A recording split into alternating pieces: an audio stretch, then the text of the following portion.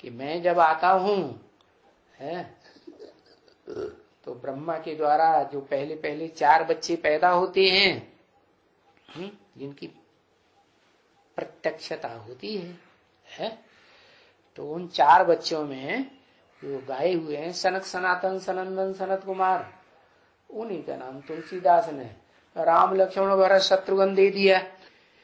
तो उनकी बुद्धि में ये बात उठ गई कि वो भरत तो इसलिए भरत नाम पड़ गया कि उसने विश्व पिता का भरण पोषण कर लिया है।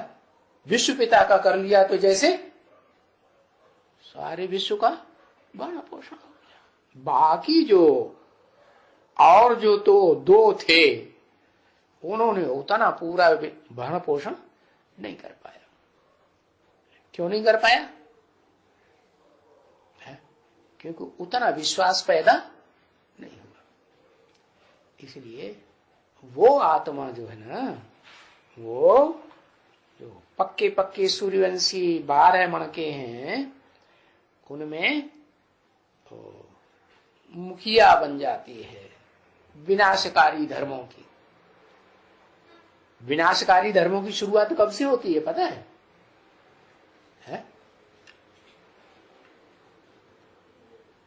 हाँ, द्वापर युग से शुरुआत होती है। द्वैतवाद फैला देते हैं ना देवताएं, तो अद्वैत होते हैं। उनके तो द्वैतवाद फैलाने की बात ही नहीं, वो तो एक को मानते हैं, एक राजा, एक धर्म है, एक कुल, एक भाषा। ये जब से द्वापर युग शुरू होता है तो उसका नाम ही द्वापर तब पड़ता है जब ऐसे ऐसे धर्म पिताएं आते हैं जो 2 बातें फैला देते हैं। इब्राहिम आया, उसने दूसरा धर्म चालू कर दिया, तो फिर दूसरा राज्य भी चालू हो जाता है, दूसरी भाषा भी चालू हो जाती है, दूसरा कुल बन जाता है। ओ फिर उसी द्वापर युग में बुद्ध आए, उन्होंने भी अपना तीसरा धर्म शुरू कर दिया। तो ऐसे द्वैतवाद चालू हो जाता है, 2 से 4, 4 से 8 बढ़ते जाते हैं। तो वो जो द्वैतवाद है उसके कारण वो जो सृष्टि है वो तेजी से नीचे गिरती है।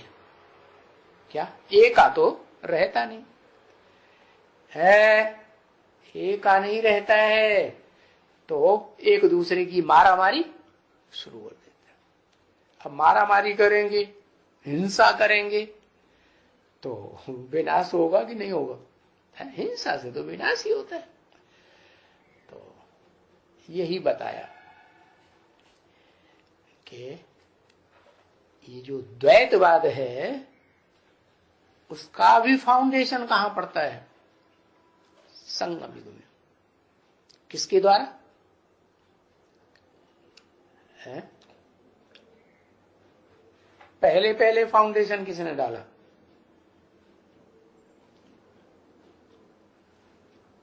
है लो दादा लेकर डाला, वो बीज रूप आत्मा है, वो फाउंडेशन डालेगी। हर चीज का फाउंडेशन जो है वो बीज के द्वारा पड़ता है कि जड़ों के द्वारा पड़ता है? जगदम्बा डालती है। ओहो, जगदम्बा कैसे डालेगी? हर चीज का फाउंडेशन है ना। हर परंपरा की शुरुआत कहां से होती है? कौन है डालने वाला? है प्रजापिता। अच्छा, शिव को उड़ाई दिया। शिव परंपरा शुरू नहीं करता है। हाँ, शिव ने ये परंपरा शुरू की। क्या क्या परंपरा है? क्या परंपरा? कि जो बड़ा बच्चा है वो तो प्रजापिता है ही, और वो प्रजापिता भी लास्ट में जो पार्ट बजाता है, फर्स्ट में नहीं। तो बाप का जो लक्ष्य है वो लक्ष्य पूरा करने का पार्ट बजाता है कि अपनी मनमानी कर लेता है। बताओ क्या करता है? विनाश करता है। और बाप किस लिए आया है? स्थापना करने के लिए आया है। जो नई दुनिया की स्थापना होगी, उस दुनिया में जो श्रेष्ठ आत्माएं जिनका संग्रह किया, लोक संग्रह कहते हैं ना, नई दुनिया बनाने के लिए संगठन बनाया जाता है, उसको कहते हैं लोक संग्रह।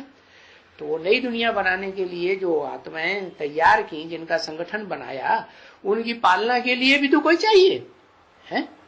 वो पालने के लिए फिर वो कौन चाहिए? अम्मा। हा? अम्मा जिंदगी भर पालेगी हा? अम्मा कैसे जिंदगी भर पालेगी? बप्पा भी तो चाहिए।